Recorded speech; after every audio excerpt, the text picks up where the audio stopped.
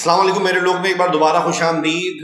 آپ دیکھ رہے ہوں گے بریکنگ نیوز چل رہی ہے، پھٹے چل رہے ہیں، لوگوں نے اپنے فیس بک پوسٹ شیئر کی ہوئی ہے کہ بحریہ ٹاؤن کراچی کے اکاؤنٹ فریز کر دیے گئے. ویسے ہی 190 ملین پاؤنڈ کے اس کا معاملہ ہو یا اضافی اراضی کہتے ہیں جی کلیم کی گئی ہے کہ اس پہ بحریہ ٹاؤن نے غیر قانونی قبضہ کیا ہوا ہے، اس کی انویسٹیگیشن ہو. اس چکر میں بحریہ ٹاؤن کراچی کا نام بار بار آ رہا ہے. مارکیٹ گر چکی ہے. ایک عام پاکستانی چاہے وہ اوورسیز ہو یا پاکستان میں رہتا ہو، اس کی پراپرٹی کی ویلیو صفر ہو چکی ہے، بلکہ مائنس میں جا چکی ہے. یہ تو ایک اینگل ہے. لیکن اب یہ خبر مین اسٹریم میڈیا پہ آپ دیکھ رہے ہیں، ان کے سوشل میڈیا پیجز پر ہے، انڈیویجولی ریئل اسٹیٹ کے جو لوگ ہیں وہ لگا رہے ہیں کہ بحریہ ٹاؤن کراچی کے اکاؤنٹ فریز کر دیے گئے. یہ بہت بڑی خبر ہو اگر ایگزیکٹلی ایسا ہی ہو. اب آپ نیب سندھ کا جو نوٹیفیکیشن ہے وہ پڑھیں اگر، تو اس میں کچھ چیزیں بڑی اسپیسیفکلی بتائی گئی ہیں.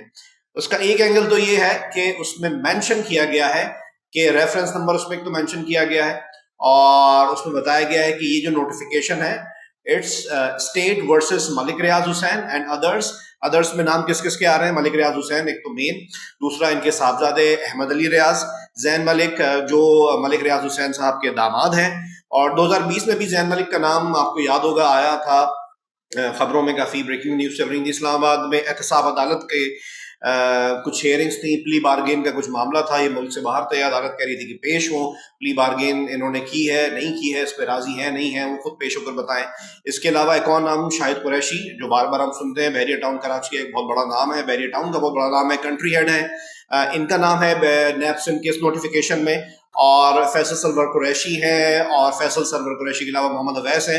دو نام اور ہیں، وسیم رفعت اور وقاص رفعت. وسیم رفعت اور وقاص رفعت ہماری نالج کے مطابق نیفیوز ہیں، بھتیجے بھانجے ہیں ملک ریاض صاحب کے.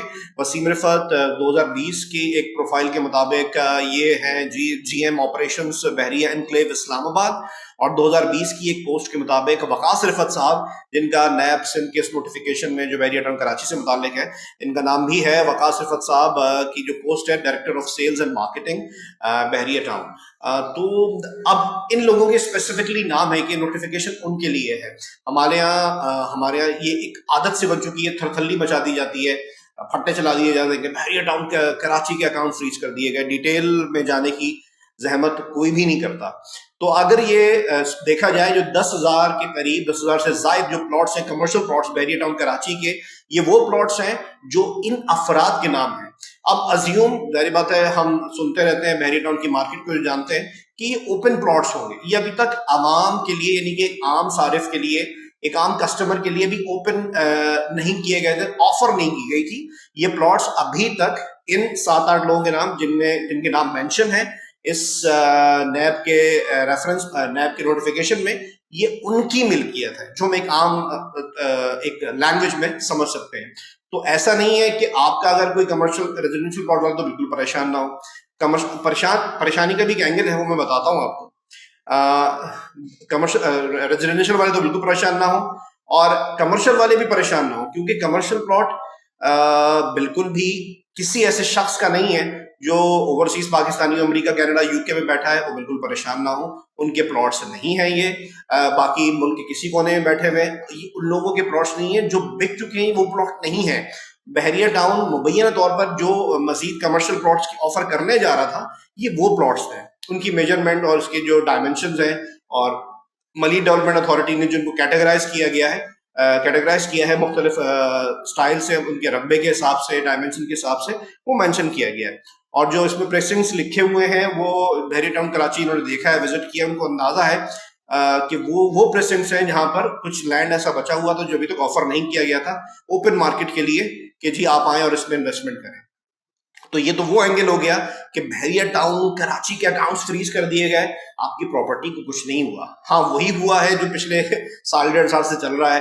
اب عمران خان صاحب کی نوازشیں ہیں یا کوئی اور معاملہ ہے، وہ اس پہ نہ ہماری دسترس ہے، نہ ہم اس پہ کوئی بحث کرنا چاہتے ہیں. لیکن مارکیٹ ڈاؤن ضرور ہے، لیکن آپ کے پلاٹس فریز نہیں ہوئے. اگر آپ سوچیں جو بحریہ ٹاؤن کراچی کا مین جنا ایونیو ہے، اس پر اگر کسی کا کمرشل پلاٹ ہے نا تو 35 سے 40 کروڑ روپے اس کی مالیت تو ہے.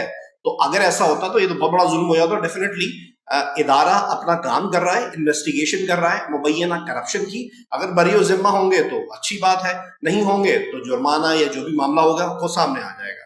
یہ ایک الگ اینگل ہے. لیکن ایک اور اینگل یہ ہے، میری خبر کے مطابق آج ہے مارچ کی 13 تاریخ.